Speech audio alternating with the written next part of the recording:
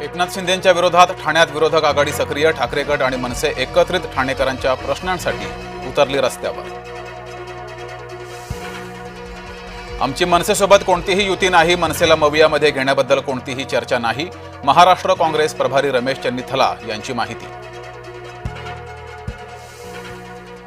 संजय राऊतांच्या वक्तव्यामुळे मवियात कुरबुरी, राज ठाकरेंना काँग्रेससोबत हवी आहे, राऊतांच्या गौप्यस्फोटामुळे काँग्रेस अस्वस्थ, पवार गट खुश। आमच्याबाबत इतर कोणी बोलू नये, संजय राऊत यांना मनसेनं फटकारलं।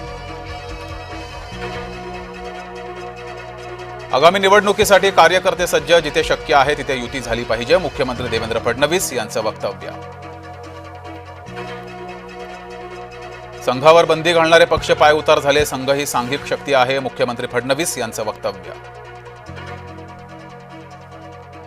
पुण्यात पोस्टरवरून मनसे अभाविपमध्ये वादाची ठिणगी, अभाविपच्या शाखेला टाळं ठोकण्याचा मनसेचा प्रयत्न, मनसे कार्यकर्त्यांवर गुन्हा दाखल। आयारामांमुळे नाशकात भाजपाची नाचक्की, भाजपात आलेल्या मामा राजवाडेसह इतर आरोपींना अटक, सरकारवाडा गोळीबार प्रकरणी कारवाईला वेग। जिल्हा परिषद सदस्य पदाचं आरक्षण जाहीर, नवीन आरक्षणामुळे अनेक ठिकाणी इच्छुकांचा हिरमोड।